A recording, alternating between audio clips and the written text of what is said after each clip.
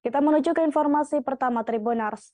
Ratusan warga Kedung Sari, Kecamatan Gebok, Kabupaten Kudus melakukan unjuk rasa di Balai Desa Kedung Sari dengan membawa beragam alat peraga demo. Dalam aksinya ini mereka menyuarakan keresahannya akibat adanya dua kandang ayam yang berjarak 30 meter dari perumahan warga. Pasalnya kandang yang telah berdiri belasan tahun tersebut menimbulkan wabah lalat. Informasi selengkapnya akan disampaikan oleh rekan Rezanda dari Tribun Muria. Silakan rekan Reza. Ya, terima kasih Ariska. Warga desa Kedung Sari, Kecamatan Gepok, Kabupaten Kudus diresahkan oleh wabah lalat yang disebabkan dari kandang ayam di tengah pemukiman warga. Dua kandang ayam tersebut hanya berjarak sekitar 30 meter dari perumahan warga. Dan hal tersebut tentunya sangat melanggar untuk pembangunan kandang ayam di tengah pemukiman warga. Karena dengan jarak 30 meter tersebut bisa mengganggu warga sekitar seperti aroma yang muncul dari kandang ayam ketika terkena angin tersebut bisa masuk ke dalam pemukiman warga.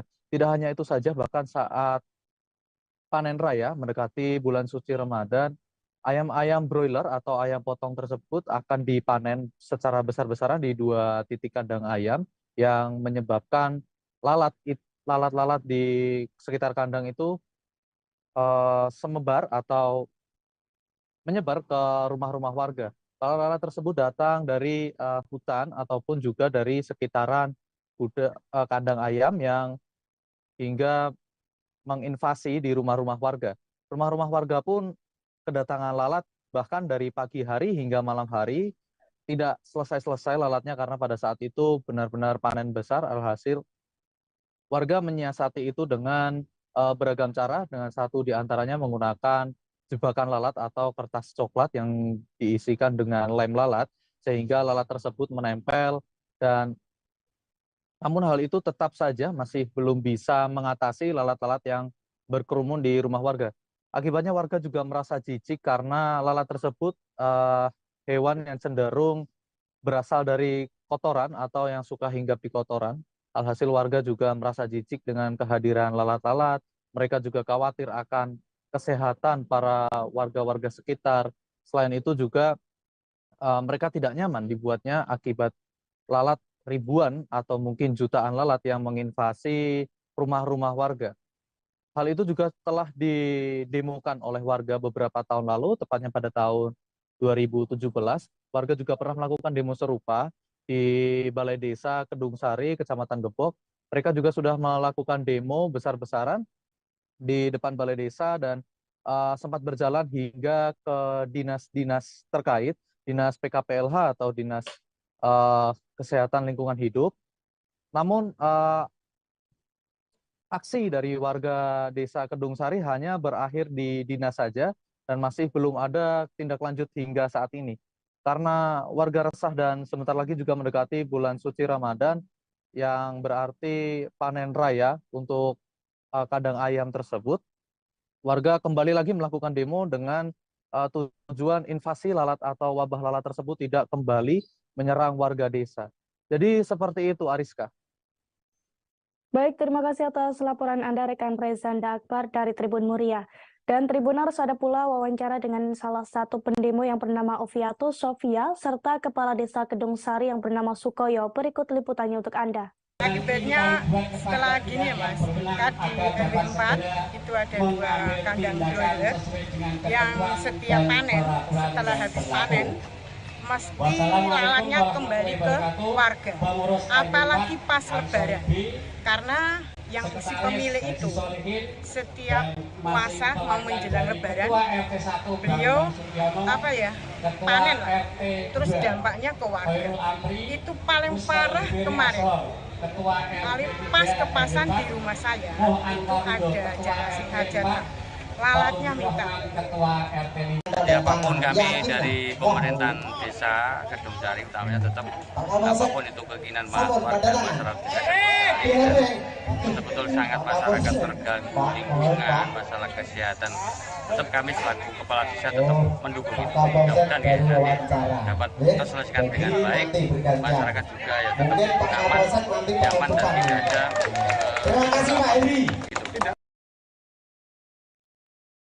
Penemuan mayat dalam koper berwarna merah menggegerkan warga Desa Singabangsa, Kecamatan Tenjo, Kabupaten Bogor. Terkait hal ini, tim Inafis Polres Bogor bersama Polsek Tenjo pun melakukan olah TKP pada Rabu 15 Maret 2023 kemarin. Dari hasil olah TKP tersebut, mayat laki-laki yang menjadi korban mutilasi itu diperkirakan berusia 35 hingga 40 tahun. Dan untuk mengetahui informasi lengkapnya akan disampaikan oleh rekan Amar dari Tribun Bogor. Silakan rekan Amar. Baik, terima kasih rekan Ariska dan Tribuners dimanapun Anda berada. Jadi pada hari Senin kemarin tanggal 15 Maret 2023, warga Kampung Baru, Desa Singabangsa, Kecamatan Tenjo, Kabupaten Bogor digegerkan adanya penemuan mayat di dalam koper berwarna merah. Yang mana mayat tersebut pertama kali ditemukan oleh warga sekira pukul 7.30 waktu Indonesia bagian Barat.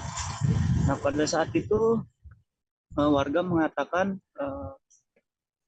merasa asing dengan koper tersebut karena tidak ada yang merasa memilikinya. Akhirnya karena penasaran, sejumlah warga sekitar 5 orang itu membuka koper tersebut. Koper tersebut berada di pinggir jalan dan juga di seberang pemukiman warga. Setelah dibuka, warga kaget karena isinya merupakan potongan tubuh manusia. Nah, setelah itu warga tersebut melaporkannya kepada pihak RT setempat dan melaporkannya kepada pihak kepolisian. Kemudian pada siang harinya tim Inafis Polres Bogor datang untuk melakukan olah TKP bersama Polsek Tenjo yang sudah berada di lokasi sejak pagi hari. Setelah koper tersebut dibuka, didapatinya bahwa terdapat korban laki-laki yang merupakan korban mutilasi dengan posisi terlungkup menghadap tanah. Setelah diperiksa dan diangkat bahwa mayat tersebut tanpa kepala dan kedua kakinya. Kemudian juga terdapat beberapa luka di bagian tubuhnya dan juga terdapat jeratan di kedua tangannya. Kemudian pihak kepolisian pun saat ini masih melakukan penyelidikan terhadap penemuan mayat tersebut karena di lokasi juga sangat minim bukti karena tidak adanya CCTV yang berada di lokasi dan juga tidak ada warga yang mengetahui kapan koper tersebut dibuang atau disimpan oleh orang yang tak bertanggung jawab. Setelah dilakukan olah TKP, jasad mayat korban mutilasi tersebut dibawa ke RS Polri untuk selanjutnya dilakukan otopsi. Begitu rekan Ariska yang dapat kami laporkan dari Kabupaten Bogor. Baik, terima kasih atas laporan Anda rekan Amar dari Tribun Bogor. Dan Tribuners, berikut kami tampilkan wawancara dengan Kapolsek Tenjo, Ibtu Suyadi. Sesosok mayat laki-laki tanpa kepala, tanpa kaki, dan ada beberapa luka di bagian tubuhnya. Untuk lebih lanjut nanti kita akan lakukan penyelidikan. Sesosok mayat laki-laki tanpa kepala, tanpa kaki, dan ada beberapa luka di bagian tubuhnya. Untuk lebih lanjut nanti kita akan lakukan penyelidikan. Keluarga Kepala Desa Curugong, Serang, Banten buka suara terkait dugaan perselingkuhan dengan istri Mantri Suhendi yang menjadi pemicu penusukan pada Kades Salamun Nasir. Dengan tegas mereka membantah tuduhan yang dianggap tidak berdasar tersebut. Kuasa hukum keluarga Salamun Nasir, Eki Wijaya Pratama pun mengatakan bahwa pihak Suhendi seharusnya menunjukkan bukti valid atas tuduhannya tersebut. Pihaknya juga berharap kasus suntik hingga mati ini tidak dialihkan oleh pihak Mantri dengan isu perselingkuhan. Dan untuk mengetahui informasi selengkapnya sudah ada rekan Desi Purnamasari dari Tribun Banten. Silakan rekan Desi. Ya, baik. Terima kasih Ariska dan juga selamat siang Tribuners. Sebelumnya pihak keluarga Kades Curugoong yakni Salamun Nasir bantah adanya tuduhan perselingkuhan dengan istri Menteri Suhendi. Tuduhan tersebut dianggap tidak berdasar dan tidak ada bukti-bukti yang valid. Hal ini langsung dikatakan oleh kuasa hukum keluarga Kades Curugoong yakni Eki Wijaya Pratama. Ia mengatakan bahwa seharusnya pihak Suhendi dapat menunjukkan bukti yang valid atas tuduhan terkait perselingkuhan tersebut. Eki juga mengatakan bahwa Mantri Suhendi tidak membuat laporan polisi soal istrinya yang berselingkuh dengan Kades Curugoong tersebut. Dan menurutnya tuduhan atas dugaan perselingkuhan tersebut tidak sepadan dan tidak dibenarkan. Kalau memang dasarnya ditunjukkan seperti itu, harusnya dari pihak Menteri Suhendi sendiri dapat menunjukkan bukti-bukti yang valid yang mana memang merujuk pada tuduhan perselingkuhan tersebut. Pihaknya juga berharap kasus suntik hingga mati yang dialihkan, jangan sampai dialihkan oleh pihak menteri dengan isu-isu adanya perselingkuhan tersebut. Dia juga mengatakan tuduhan itu tidak berdasar dan juga tidak ada bukti yang valid.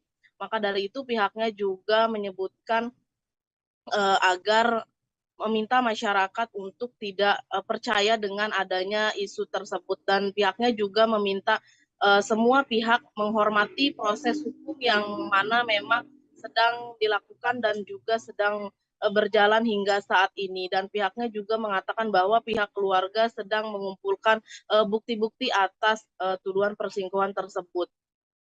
Begitu, Ariska. Kembali ke studio.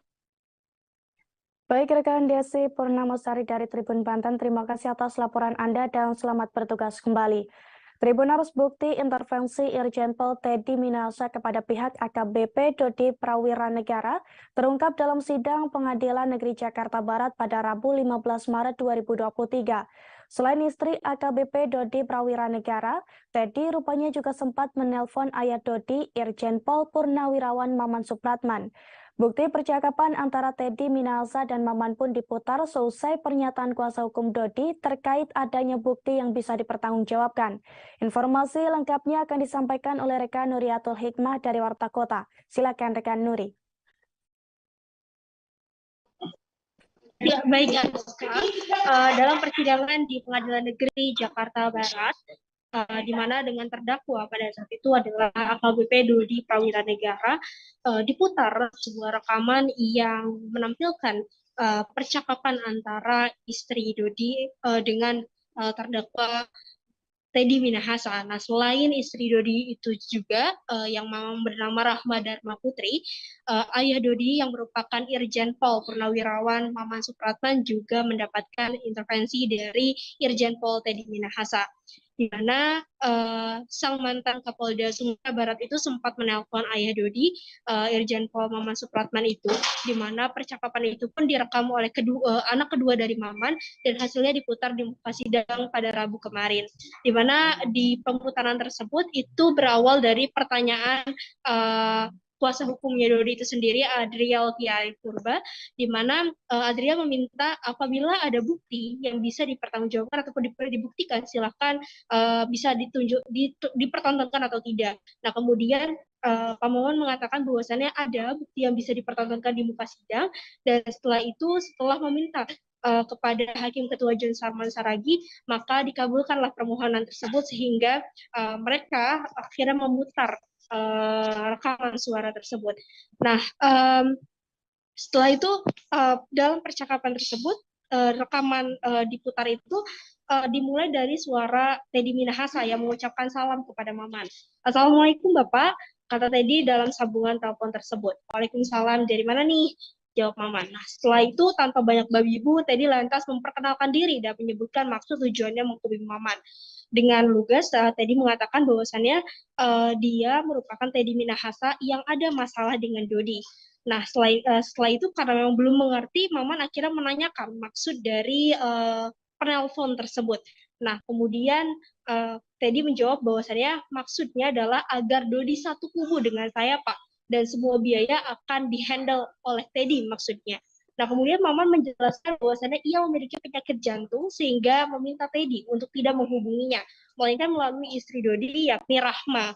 Dan setelah itu Maman mengatakan sekali lagi bahwasannya, Mas mohon maaf saya punya penyakit jantung, dan dari mulai kejadian awal maksudnya, dan Maman di situ juga sempat menyebutkan bahwasannya saya ini udah tidak boleh menonton TV, kemudian juga nggak boleh dengar apa-apa, dan sekarang itu yang menangani ini adalah menangani kasus tersebut itu adalah sang istri. Nah, kemudian Teddy mengatakan, oh ya baik, saya akan telepon Rahma kalau misalkan begitu. Namun sebelum mengakhiri percakapan, Teddy sempat meyakinkan Maman bahwasannya ia tidak akan menekan putranya.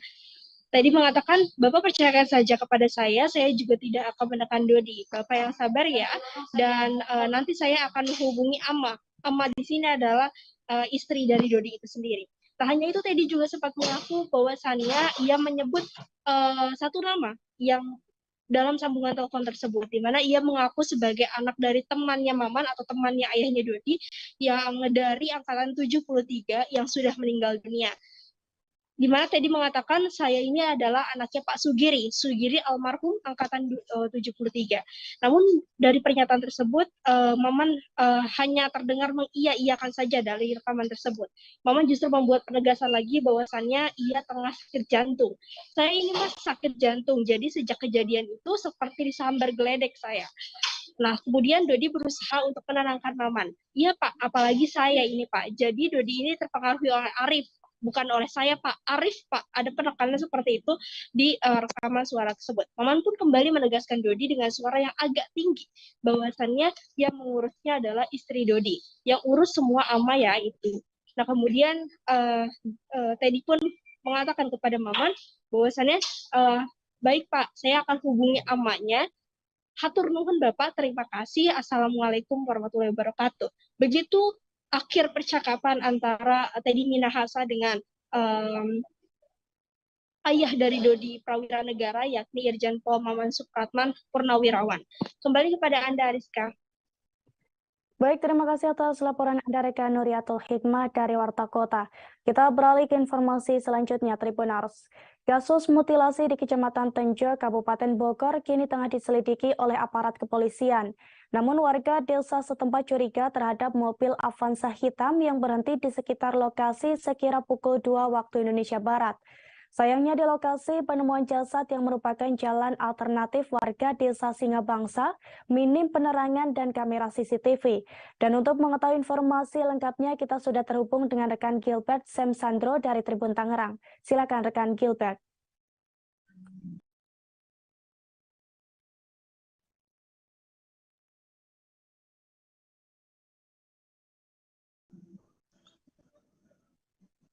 Iya, dapat dilaporkan kasus jasa penemuan pria yang menjadi korban mutilasi ditemukan dalam sebuah koper merah yang dibuang di Desa Singabangsa, Kecamatan Tenjo, Kabupaten Bogor, Rabu pagi 15 Maret 2023 lalu, masih terus diselidiki oleh aparat kepolisian.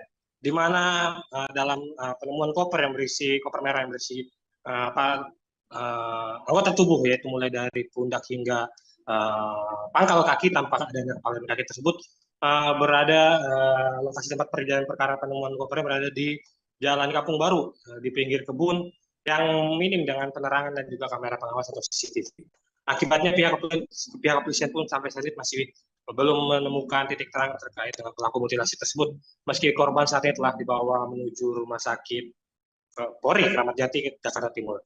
Meski demikian, warga Desa Singabangsa, salah seorang warga Desa Singabangsa sempat mengungkapkan hal-hal yang janggal dicurigai memiliki keterkaitan dengan kasus tersebut, di mana adanya satu unit mobil Avanza berwarna hitam yang berhenti di dekat lokasi penemuan koper berisi potongan tubuh korban mutilasi tersebut pada Rabu dini hari kemarin sekira pukul 02.00 waktu Indonesia Barat, di mana hal tersebut disampaikan oleh seorang warga yang bernama Muhammad Ridwan. Muhammad Ridwan mengatakan bahwasanya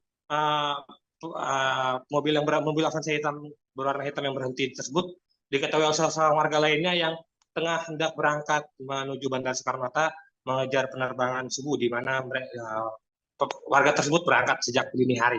Dan saat itu warga tersebut melihat namun tidak terlalu memperhatikan karena memang posisi warga tersebut hendak menuju Bandara Soekarno-Hatta mengejar penerbangan.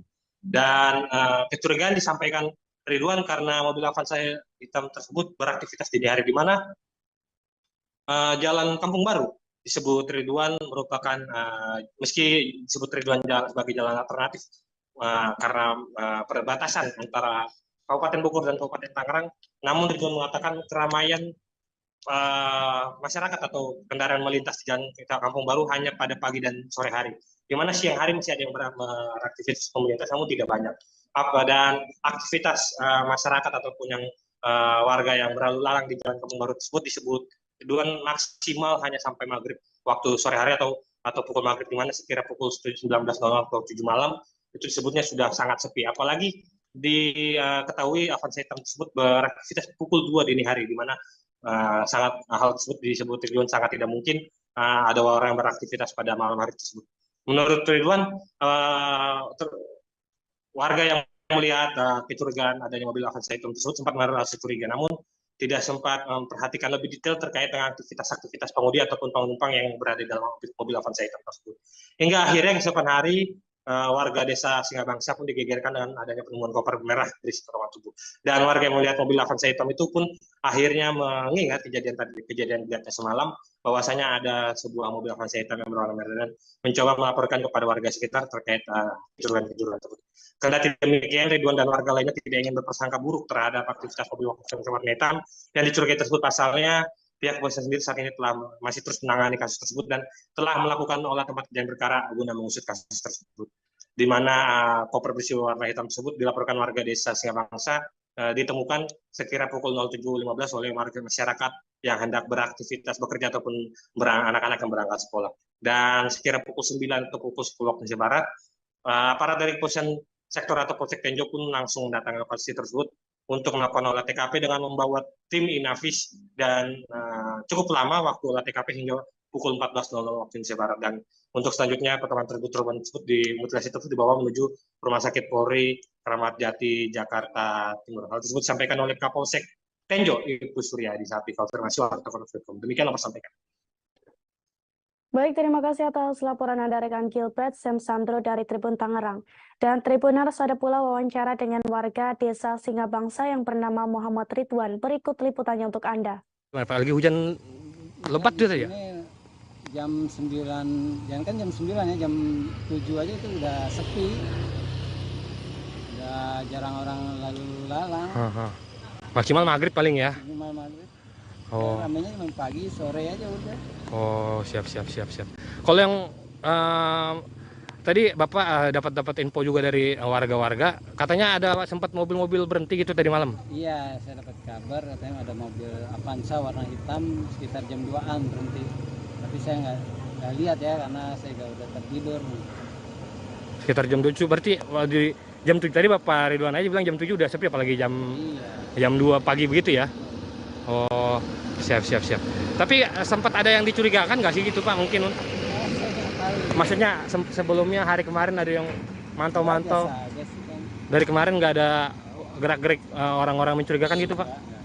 Karena kan dekat juga dengan tempat Bapak tinggal ini, lokasi kejadiannya ya. Jadi nggak ada firasat-firasat melihat orang gerak-gerik yang mencurigakan ya? Oh, siap Pak. Normal aja. Siap. Kalau mobil Avanza hitam juga itu belum tahu siapa Pak ya, cuman ya, berhenti di sini jam 2-an. Ada yang lihat sambil lewat.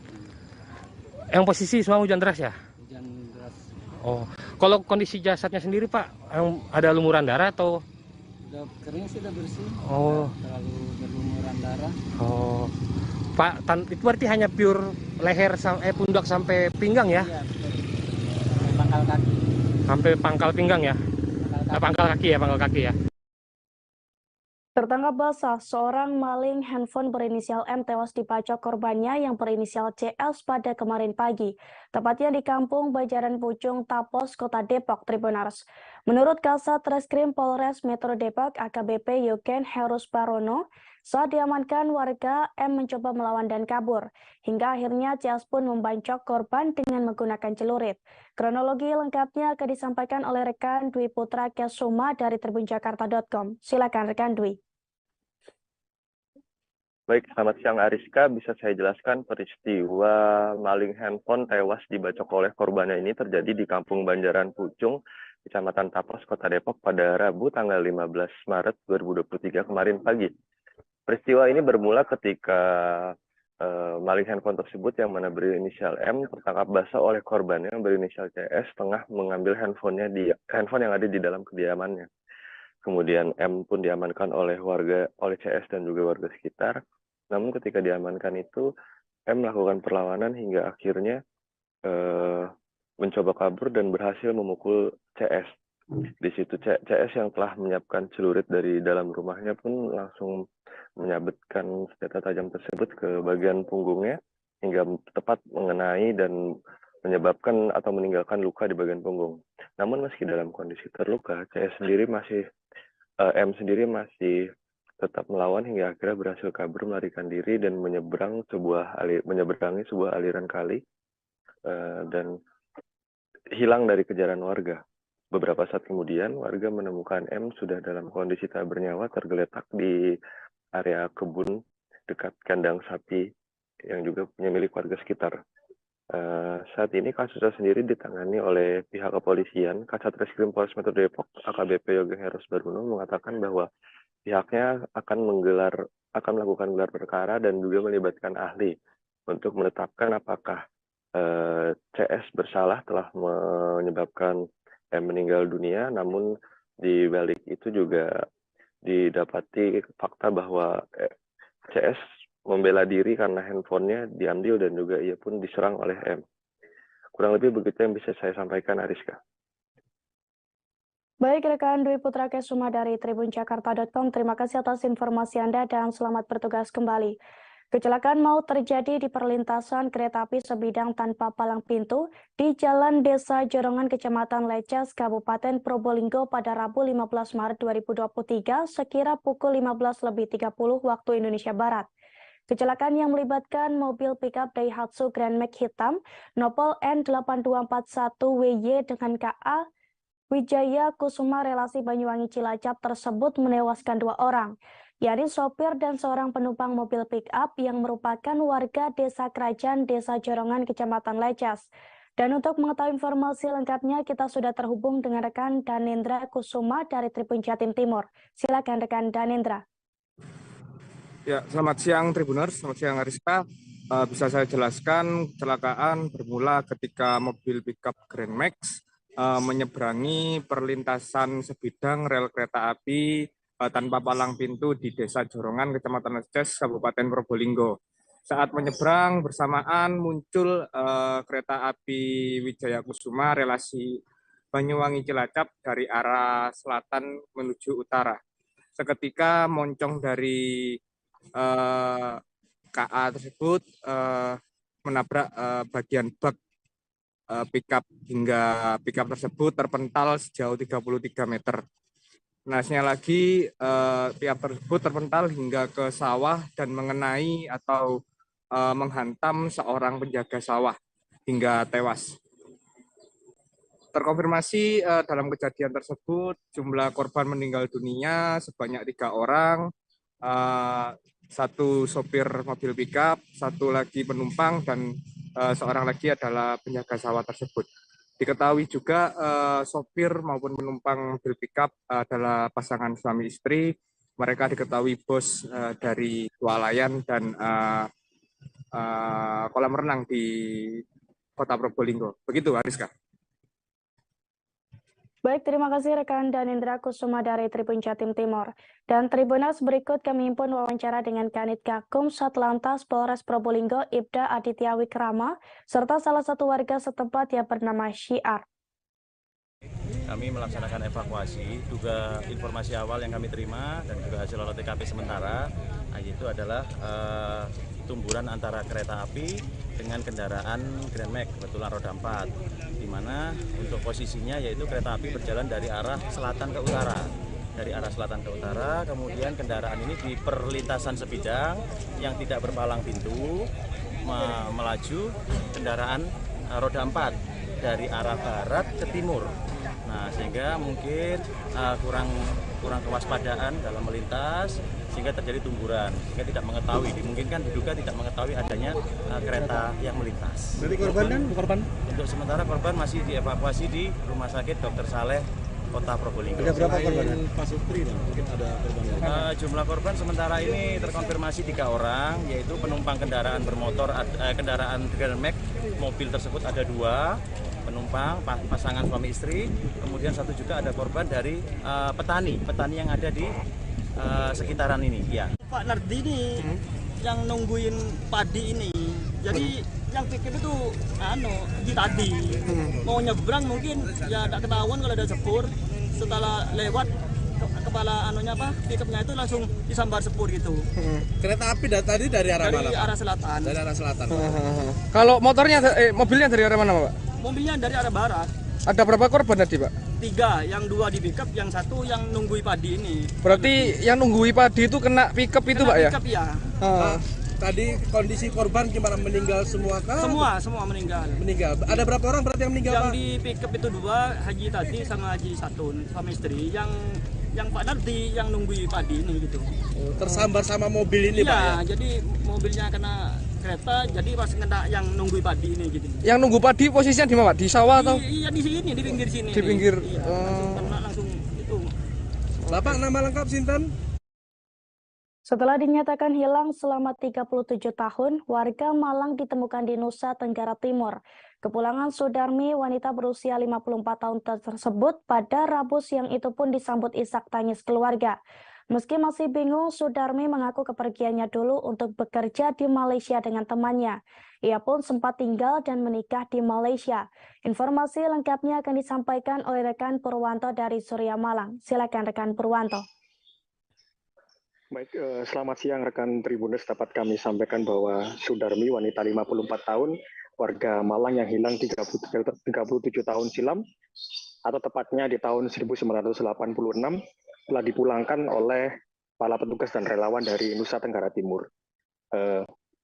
Kepulangan di rumahnya disambut tepat di Jalan Bayam di Bumiayu, Kota Malang, disambut isak tangis dari keluarga dan juga ibu serta adik korban. Sudarmi masih kerap bingung.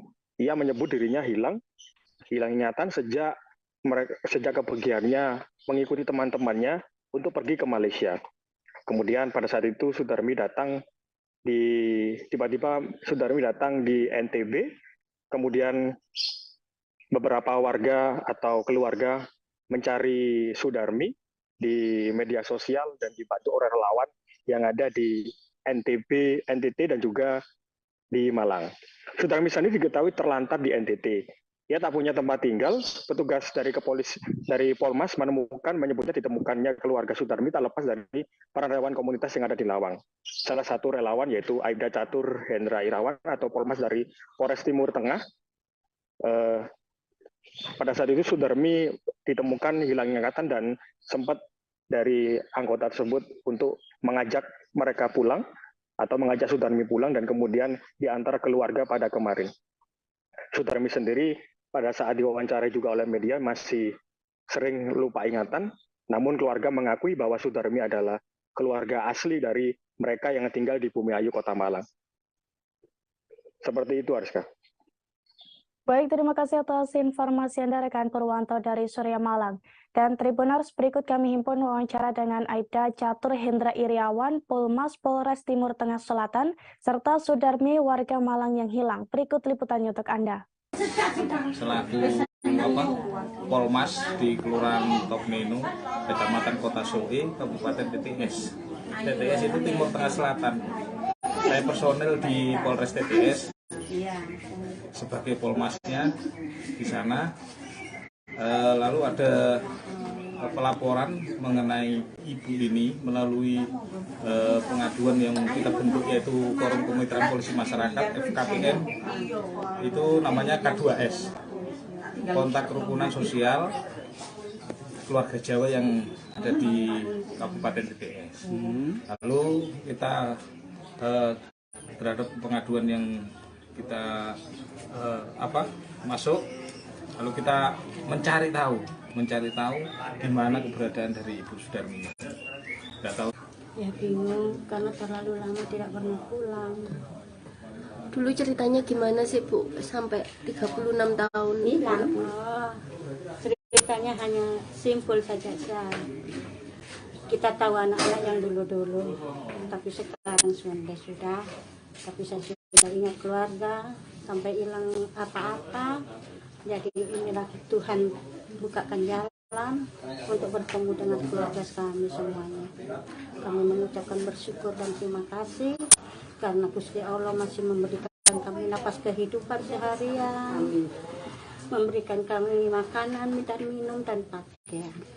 Itu saja. Terima kasih. Dulu waktu pertama kali meninggalkan Jawa itu tujuannya kemana sebenarnya Bu?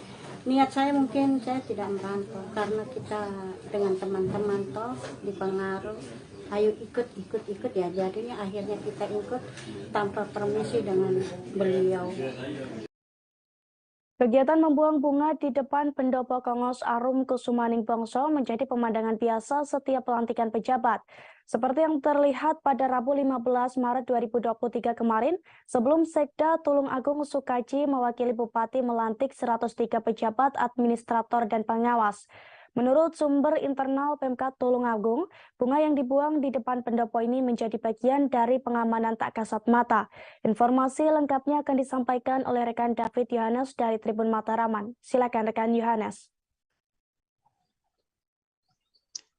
Ya, terima kasih Ariska. Tribuner, setiap kali dilakukan pelantikan pejabat di Pemkab Tulung Agung, selalu diawali dengan pembuangan bunga di depan pendopo atau tempat pelantikan yang dilakukan oleh bagian rumah tangga Pemkab Tulung Agung. Jadi ini memang tidak ada penjelasan resmi dari pihak internal Pemkab Tulung Agung karena ini adalah sesuatu yang tidak formal, non formal, dan bukan bagian dari sesuatu yang diresmikan oleh Pemkab Tulung Agung. Namun dari perbincangan di antara pejabat yang saya temui bahwa ini sebenarnya adalah sebagian dari pengamanan dalam tanda kutip gaib gitu ya. Karena setiap kali ada pelantikan selalu ada orang yang merasa tidak puas. Jadi ada pejabat yang berharap ditempatkan di posisi tertentu tetapi ternyata tidak dilantik. Ada juga yang berharap mengincar posisi tertentu tetapi ditempatkan di posisi yang lain. Ini yang membuat kekecewaan ini seringkali diwujudkan dengan serangan tak kasat mata terhadap para pejabat yang terlibat dalam pelantikan. Seperti yang dikisahkan oleh seorang pejabat yang saya temui, pernah suatu ketika karena serangan tak kasat mata ini, buku atau lembar pelantikan yang dipegang oleh bupati itu tiba-tiba blank, tidak ada tulisannya sama sekali. Jadi untuk mencegah hal-hal yang seperti ini, maka dilakukan upaya selamatan dengan menggunakan bujang kuat. Ini adalah bagian tradisi Jawa, kemudian membuang cok bakal di depan pendopo Kongos Arum Kusumaning Bongso.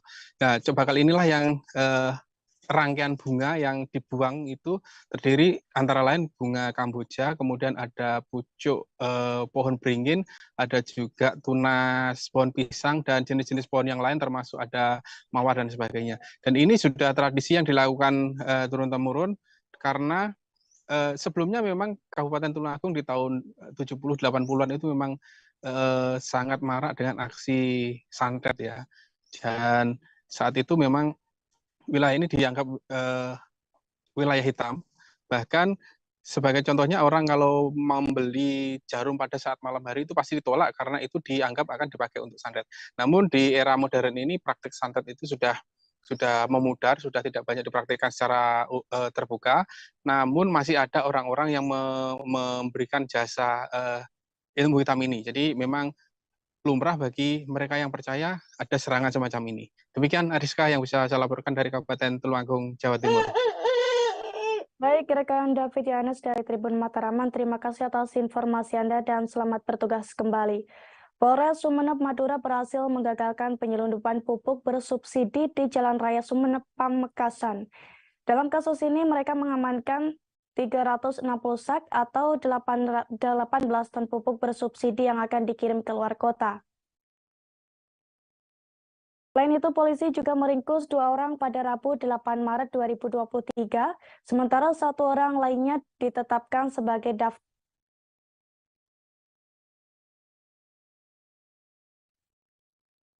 Sementara 1 orang lainnya ditetapkan sebagai daftar pencarian orang. Dan untuk mengetahui informasi lengkapnya, kita sudah terhubung dengan rekan Ali Syahbana dari Tribun Madura. Silakan rekan Ali. Baik, Ariska dari Sumeneb melaporkan bahwa pada hari Rabu 18 Maret 2023 pukul 20.30 waktu Indonesia Barat, Polres Sumeneb berhasil mengamankan dan menangkap sebanyak 18 ton pupuk bersubsidi yang akan dikirim ke luar kota atau keluar dari Kabupaten Sumeneb. Dari 18 ton pupuk bersubsidi ini berhasil diamankan oleh Polres Sumeneb, dan juga ada 2 orang yang sudah diamankan oleh tim dari Kabupaten Sumeneb, dari Polres Sumeneb, dan 2 orang ini sudah ditetapkan jadi tersangka. Nah, tidak hanya 2 orang, namun juga ada 1 orang yang juga jadi tersangka, yang berstatus tersangka, namun 1 orang ini pemilik dari pupuk bersubsidi yang diduga akan dikirim ke luar kota atau keluar Kabupaten Sumeneb, yakni berinisial W, di mana statusnya sekarang adalah status daftar pencarian orang. Nah, untuk selanjutnya, Polres Sumeneb terus melakukan penyelidikan untuk kasus pengungkapan pupuk bersubsidi tersebut. Hal itu diungkapkan oleh Bapak Kapolres Sumeneb, AKBP Edo Satya Kentriko, menyampaikan bahwa hal ini salah satu penyebab kelangkaan pupuk bersubsidi di Kabupaten Sumeneb, Ariska. Untuk 2 orang yang tersangka ini statusnya adalah sopir dari 2 truk yang akan dikirimkan ke luar kota. Yang pertama bernama Harun, usia 34 tahun, asal dari Kabupaten Sampang, dan juga yang kedua bernama Handoko, usia 40 tahun, asal dari Kabupaten Pamekasan. Sementara Ariska, dari 1 orang yang statusnya sebagai DPO atau sebagai pemilik dari pupuk bersubsidi ini berasal dari Kabupaten Sumeneb, dari Kecamatan Bluto, Kabupaten Sumeneb. Untuk selanjutnya, Ariska, polisi dari tim Polres Sumeneb terus melakukan pengembangan dan penyelidikan dari pengungkapan kasus pupuk bersubsidi di wilayah Kabupaten Sumeneb. Dari kasus ini, Polres berhasil mengamankan 2 truk untuk mengangkut pupuk bersubsidi ini. Jumlahnya sekitar 18 ton pupuk bersubsidi. Dari 18 ton ini, mereknya ada 2 merek Ponska NPK dan juga pupuk urea. Untuk yang merek pupuk NPK ini ada 40 karung, untuk yang urea ada 140 karung dari 1 truk. Untuk truk yang kedua ada 80 sak dan juga ada 100 sak dari pupuk urea dan pupuk Ponska jenisnya. Untuk selanjutnya, Ariska, dari kasus ini, akibat dari perbuatan kasus ini, tersangka dijerat pasal 6 ayat 1 huruf B junto pasal 6 ke 3 E Undang-Undang Darurat Nomor 7 Tahun 1995 tentang pengusutan, penuntutan, dan peradilan tindak pidana ekonomi sub pasal 21 junto pasal 30 Peraturan Menteri Perdagangan Nomor 15 2013 tentang pengadaan dan penyaluran pupuk bersubsidi untuk sektor pertanian. Selanjutnya, Ariska dari Sumeneb melaporkan. Baik, terima kasih atas laporan Anda rekan Ali Syabana dari Tribun Madura. Dan Tribuners, berikut kami tampilkan wawancara dengan Kapolres Sumeneb AKBP Edo Satya Kentriko. Berikut liputannya untuk Anda. Peran Polri dalam hal pengendalian inflasi yang telah dibentuk oleh pemerintah itu ada beberapa peran, yaitu diantaranya adalah mengawasi distribusi sembako ataupun juga barang-barang bersubsidi dari atas sampai dengan tingkat ke konsumen, di mana jangan sampai terjadi penyelewengan pendistribusian. Kemudian yang kedua, dalam hal mengawasi jangan sampai terjadinya penimbunan bahan-bahan pokok di tempat-tempat tertentu sehingga mengakibatkan terjadinya kenaikan harga sebagai akibat suplai yang sedikit tetapi demand-nya banyak. Dari hal-hal pengendalian, dalam hal-hal peran Polri dalam hal pengendalian inflasi ini, maka kita menjabarkan salah satunya adalah dalam bentuk pengawasan pendistribusian, yang mana kami telah melakukan penegakan hukum dalam hal pendistribusian atau pengiriman pupuk bersubsidi yang dikirim ke luar wilayah, di mana dalam hal ini kami menangkap ataupun kami melakukan penegakan hukum terhadap pengiriman pupuk bersubsidi jenis urea dan juga jenis Ponska yang totalnya adalah sebanyak 18 ton. Di mana Akibat hujan deras yang mengguyur kota Bogor selama 2 hari terakhir, sejumlah wilayah mengalami bencana alam. Terparah terjadi tanah longsor di wilayah Kampung Sirnasari, RT 7 RW 4, Kelurahan Empang, Kecamatan Bogor Selatan, Kota Bogor, Jawa Barat. Tanah longsor di wilayah ini pun mengakibatkan 6 rumah terdampak. Bahkan sebanyak 17 orang dari 5 kakak menjadi korban. 11 diantaranya telah berhasil dievakuasi dalam keadaan selamat, sementara 2 meninggal dunia dan 4 masih dalam pencarian. Informasi selengkapnya akan disampaikan oleh rekan Cahya Nugraha dari Tribun News Depok. Silakan rekan Cahya. Baik Ariska, izin menyampaikan saat ini saya masih berada di lokasi, tepatnya di Kampung Sirnasari, RT 7 RW 4, Kelurahan Empang, Kecamatan Bogor Selatan, Kota Bogor, Jawa Barat. Sejak Kota Bogor diguyur hujan 2 hari terakhir, mengakibatkan sejumlah wilayah di Kota Bogor ini mengalami bencana alam. Di antaranya ada pohon tumbang, bangunan ambruk, banjir lintasan, dan juga ada tanah longsor. Terparah ada di kampung ini, di Kampung Sirna, sebanyak 6 rumah terdampak akan peristiwa ini. Dari 6 rumah itu terdapat setidaknya 5 kakak, dengan total 17 jiwa menjadi korban dalam insiden ini. 11 sudah berhasil dievakuasi dalam keadaan selamat, sementara 2 dinyatakan meninggal. Saat ini tim SAR gabungan masih terus berupaya mencari 4 warga yang masih juga belum ditemukan hingga saat ini. Kemarin disampaikan oleh Kepala Badan Penanggulangan Bencana Daerah Kota Bogor, Pak Theo, beliau menyampaikan bahwa sulitnya akses kendaraan masuk ke kampung ini menjadi tantangan tersendiri bagi tim SAR gabungan dalam upaya mencari 4 korban hilang. Sementara material tanah longsor yang memiliki ketebalan sekitar 3 sampai 4 meter, ini menjadi kesulitan tersendiri sebab tim SAR gabungan melakukan pencarian ini dengan cara manual, hanya dengan melakukan pacul dan juga linggis. Seperti itu yang bisa saya sampaikan, Ariska.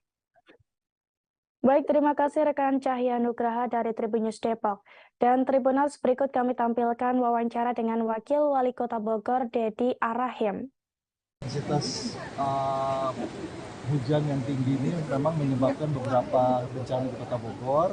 Yang dominan itu banjir lintasan. Ada beberapa titik longsor, tetapi yang fatal ada di sini, di Kelurahan Empang. Ini semalam laporannya jam 00.24 ya, terjadi longsor, ada 17 yang tertimbun, 11 yang berhasil dievakuasi, 2 meninggal dunia. Pagi ini masih tersisa 4, ini saya lihat Tagana, TNI Polri, kemudian juga BPBD, Damkar, unsur-unsur wilayah, termasuk juga dari relawan, baik dari Parpol maupun dari LSM dan lain-lain, ikut serta untuk mengevakuasi, mencari, dan menemukan sisa korban yang 4. Harapannya tentu gini, mudah-mudahan ada keajaiban, 4-4-nya ditemukan selamat, ya mudah-mudahan.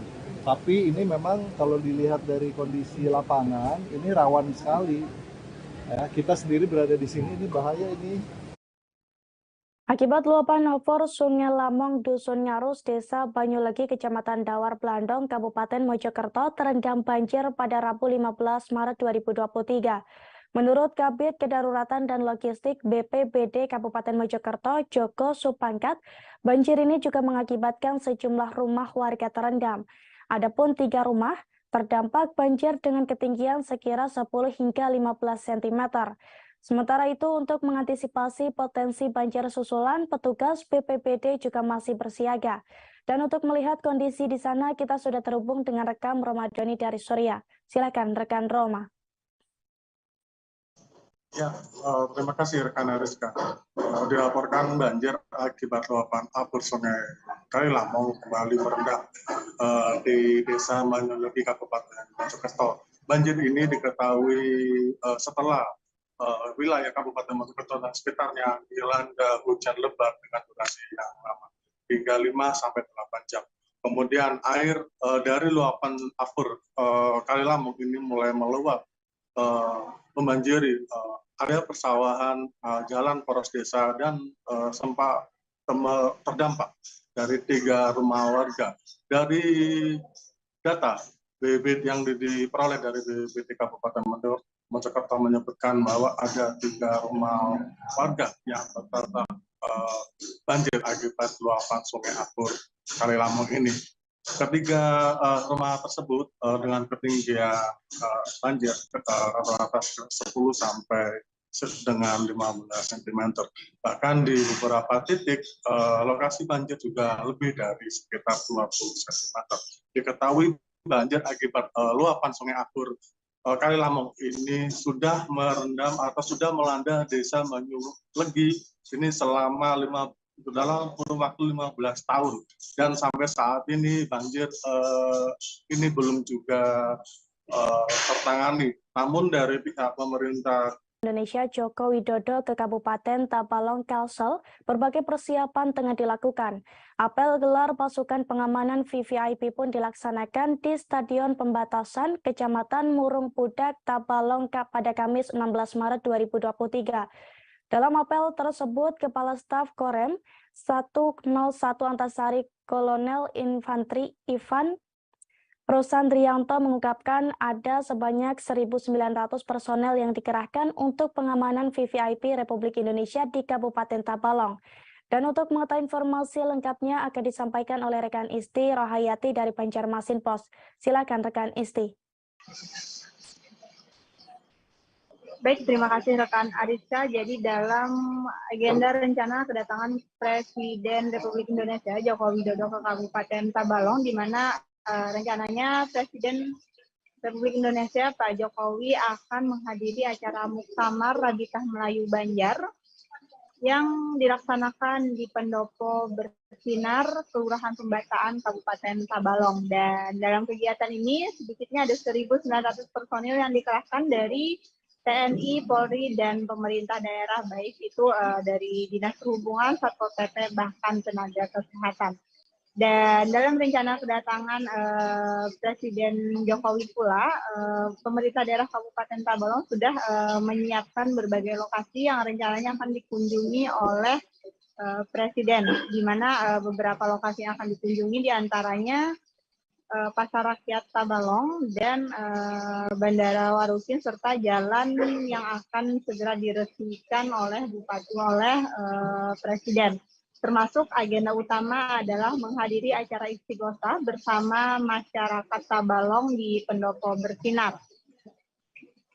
Rencananya Presiden Joko Widodo juga akan datang ke Kabupaten Tabalong pada hari Jumat tanggal 17 besok, di mana menghadiri beberapa agenda yang sudah disiapkan. Dan saat ini pihak keamanan sedang melakukan steril untuk beberapa tempat yang akan didatangi oleh Presiden Republik Indonesia di Kabupaten Tabalong. Begitu rekan Adi. Baik, terima kasih atas informasi Anda rekan Isti Rahayati dari Banjarmasin Pos. Tribuners, untuk mengantisipasi penyalahgunaan narkoba, pemerintah Kota Palu membentuk Satgas Anti Narkoba tingkat SMP se-Kota Palu. Pelantikan Satgas Anti Narkoba SMP se-Kota Palu sendiri digelar di Gor Bela Diri Madani, Kelurahan Talise, Kecamatan Palu Timur, Kota Palu, Sulawesi Tengah pada Selasa 14 Maret 2023. Pelantikan ini dilakukan langsung oleh Kabankes Bangpol Kota Palu Ansyar Setia Adi. Informasi selengkapnya akan disampaikan oleh rekan Salam dari Tribun Palu. Silakan rekan Salam. Baik, terima kasih rekan Ariska dan Tribun sekalian. Dapat kami informasikan Badan Narkotika Nasional Kota alias BNNK Palu bersama pemerintah Kota Palu melantik Satgas Anti Narkoba SMP se-Kota Palu. Pelantikan Satgas Anti Narkoba SMP se-Kota Palu itu berlokasi di Gor Bela Diri Madani, Kelurahan Talise, Kecamatan Palu Timur, Kota Palu, Sulawesi Tengah. Satgas Anti Narkoba SMP se-Kota Palu itu dilantik oleh Kabankes Bangpol Kota Palu Ansyar Sutiadi. Kemudian dalam amanatnya, Kabankes Bangpol Kota Palu Ansyar Sutiadi mengatakan angka prevalensi penyalahgunaan narkotika di Sulawesi Tengah itu berada di urutan keempat. Kemudian data dari BNN Indonesia, kalau Provinsi Sulawesi Tengah itu urutan keempat, dan untuk di kabupaten kota, yakni di Kota Palu sendiri itu urutan pertama, angka prevalensinya terpapar narkotika yang tertinggi. Kemudian ia juga menuturkan berdasarkan data BNNK Palu bahwa peserta didik di SD dan SMP itu sudah banyak yang menggunakan narkotika jenis sabu dan Lenfox ya. Kemudian sebagian penggunanya itu berdasarkan hasil deteksi dini oleh BNNK Kota Palu dengan menggunakan tes urin. Beberapa peserta didik juga sudah menggunakan narkotika dari berbagai jenis, baik dari jenis sabu, ekstasi, dan lain sebagainya seperti Lenfox ya. Kemudian bekas Kadis Pendidikan dan Kebudayaan Kota Palu itu menjelaskan tujuan dari dibentuknya Satgas Anti Narkoba SMP se-Kota Palu untuk meningkatkan kemampuan guna memerangi narkotika di lingkungan sekolah. Ia mengatakan nantinya Satgas Anti Narkoba harus rutin bersama pihak sekolah tentunya melaksanakan pemeriksaan rutin. Kemudian nantinya juga sekolah bersama Satgas ini sendiri rutin melakukan pemeriksaan peserta didik dengan memeriksa barang bawaan dari peserta didik yang masuk di sekolah. Dan diketahui sebanyak 35 sekolah tingkat menengah pertama di Kota Palu menjadi anggota Satgas Anti Narkoba SMP se-Kota Palu. Anggota Satgas Anti Narkoba SMP se-Kota Palu terdiri dari 27 SMP dan 8 MTS di Kota Palu. Kembali rekan Ariska. Baik, terima kasih atas informasi Anda rekan. Salam dari Tribun Palu. Tribuners, pemerintah Kalimantan Tengah terus berupaya untuk mengantisipasi kebakaran hutan dan lahan yang hampir terjadi setiap tahun.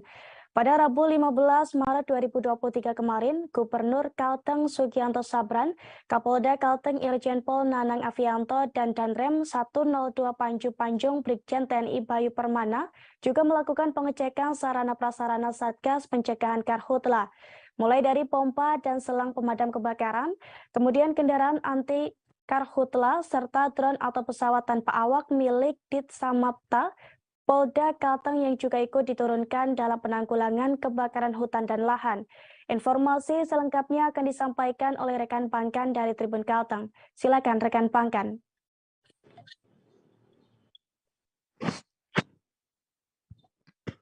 Baik, terima kasih Rizka.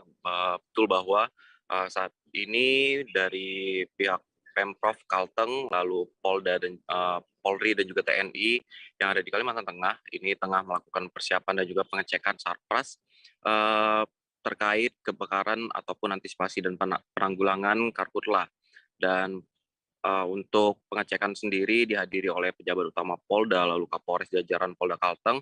Selain itu, Gubernur Kalimantan Tengah Sugianto Sabran juga melihat seluruh sarpras yang ditampilkan oleh masing-masing satuan kerja ataupun satker, baik dari Satker Polda Kalteng, lalu Korem 102 Panju Panjung, Basarnas Kantor Palangkaraya, dan juga Badan Penanggulangan Bencana Daerah ataupun BPBD Kalteng.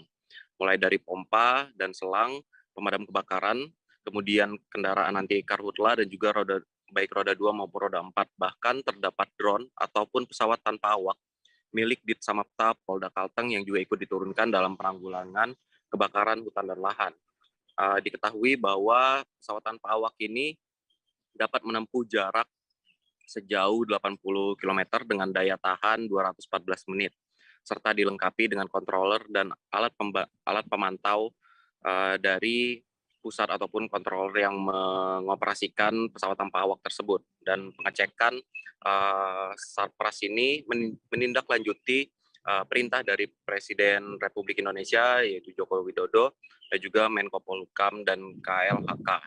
Dan untuk tersebut dari Gubernur Kalteng dan juga Forum Koordinasi Pimpinan Daerah dari Kalimantan Tengah dan juga tokoh adat juga telah melakukan rapat koordinasi, yang mana rapat tersebut membahas terkait kesiapsiagaan penanggulangan bencana alam seperti pada saat musim hujan yang tinggi, dampaknya banjir, dan juga saat musim kemarau terdapat ataupun dampaknya kebakaran hutan dan lahan. Dan Sugianto juga mengatakan bahwa diperkirakan musim kemarau akan terjadi pada Mei 2023 mendatang di Kalimantan Tengah. Dan untuk hal tersebut,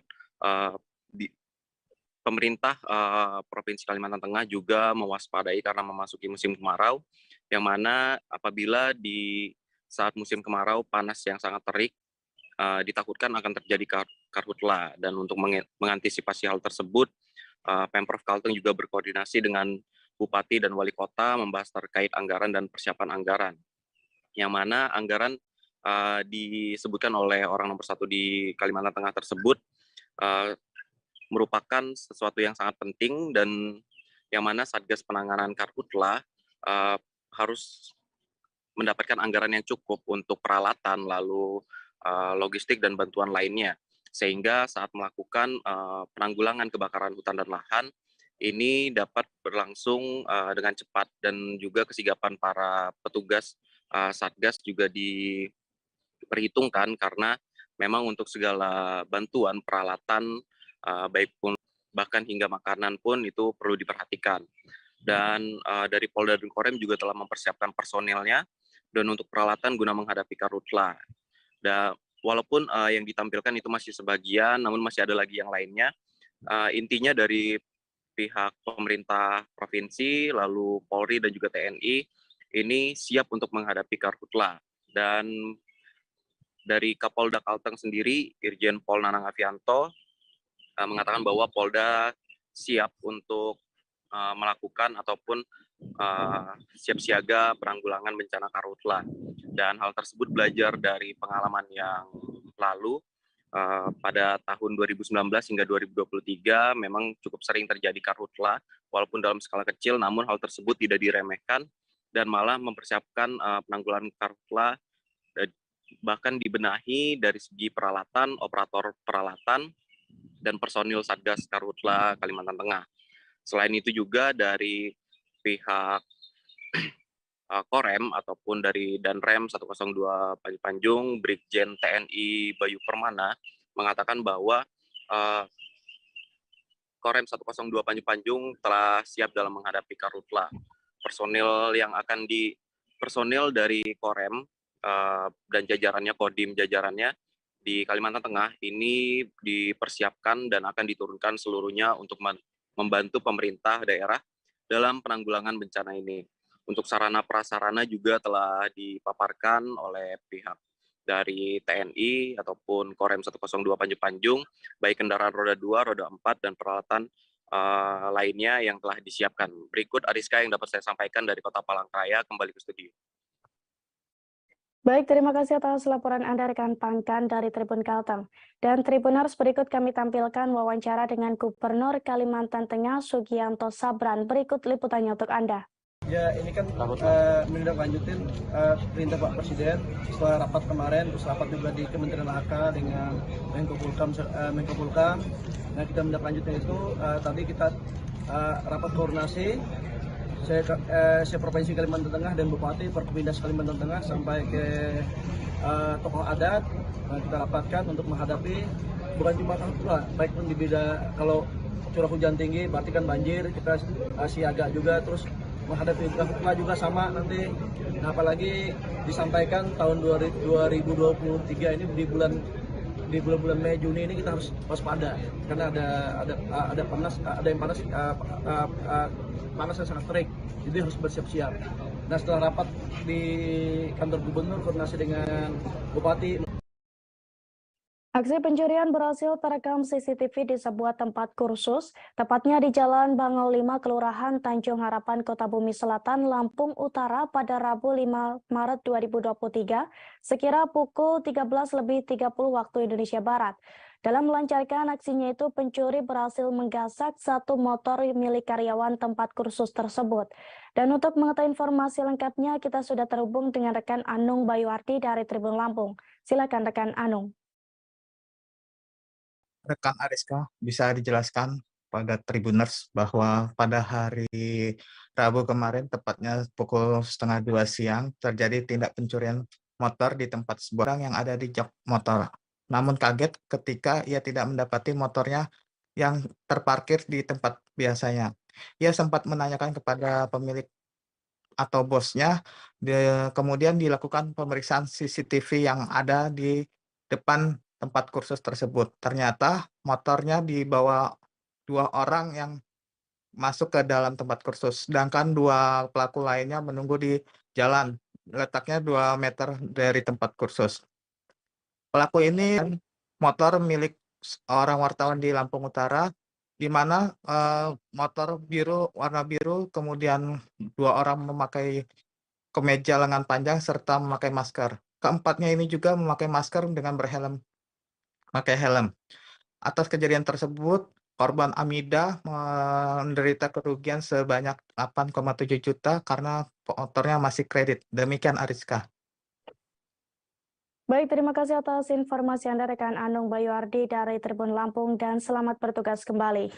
Tribuners, erupsi Gunung Merapi yang terjadi pada Sabtu 11 Maret 2023 lalu rupanya tak mempengaruhi aktivitas masyarakat. Sejauh ini belum ada satupun warga yang diungsikan. Bahkan aktivitas masyarakat yang tinggal dekat puncak Merapi pun masih normal. Warga masih melakukan cocok tanam, berdagang, dan bekerja seperti biasa, termasuk kegiatan belajar mengajar di sekolah. Dan untuk mengetahui situasi di sana, kita sudah terhubung dengan rekan Tri Widodo dari tribunsolo.com. Silakan rekan Tri. Ya, Rizka dan Tribuners, dapat kami sampaikan bahwasannya erupsi yang terjadi pada 11 Maret kemarin ini dilaksanakan, sehingga dari warga nantinya akan mengungsi sementara di TPPS ini, selanjutnya akan dibawa ke tempat pengungsian di mana Sister Village dari Desa Trogolili ini berada di Kecamatan Sawangan, Kabupaten Magelang. Dapat kami informasikan juga bahwasanya sejauh ini Merapi, Ariska dan Tribuners masih terus mengalami awan panas guguran. Tercatat kemarin pada hari Rabu tanggal 15 Maret ini terjadi 49 kali guguran awan panas, sehingga tak menutup kemungkinan bahwa kesiapsiagaan masyarakat tetap dibutuhkan. Selain itu juga masyarakat juga sudah terbiasa dengan karena banyaknya ataupun seringnya dilakukan mitigasi maupun simulasi bencana erupsi ini, sehingga mereka sudah paham arah, kemudian bagaimana apa yang perlu dilakukan dan apa yang perlu disiapkan oleh masyarakat. Ini sudah istilahnya sudah berada di luar kepala, sehingga sewaktu-waktu erupsi terjadi, erupsi besar yang berdampak pada Dukuh ataupun di kawasan rawan bencana 3 khususnya di Kabupaten Boyolali, ini masyarakat sudah langsung siap sedia menyelamatkan diri dan bisa meminimalisir kerugian maupun dampak korban luka maupun korban jiwa. Sedangkan yang menjadi keluhan sampai saat ini Ariska dan Tribuners, bahwasanya petani khususnya masyarakat di lereng Merapi ini kan kebanyakan bertani seperti itu. Namun tanamannya ini ataupun kondisi tanaman saat ini sedikit mengalami kerusakan ataupun berpotensi terjadinya kerusakan karena adanya hujan abu. Untuk itu masyarakat berharap agar adanya bantuan berupa setim ataupun semacam alat pencuci motor, sehingga mereka masyarakat dapat melakukan pencucian ataupun pembersihan tanaman dengan menggunakan air yang cukup efektif seperti itu. Nantinya setim ini ataupun alat ini akan digunakan oleh masyarakat petani secara berkelompok, sehingga masyarakat bisa secara bergilir dan bergantian untuk menggunakan alat tersebut, Ariska dan Tribuners. Demikian. Baik rekan Tri Widodo dari tribunsolo.com, terima kasih atas informasi Anda dan selamat bertugas kembali. Tribuners, informasi tadi sekaligus menutup perjumpaan kita dalam live update hari ini. Jangan lupa saksikan informasi terbaru lainnya hanya di kanal YouTube Tribun Network. Saya Rizka Khairina beserta kru yang bertugas pamit undur diri. Terima kasih atas kebersamaan Anda dan sampai jumpa.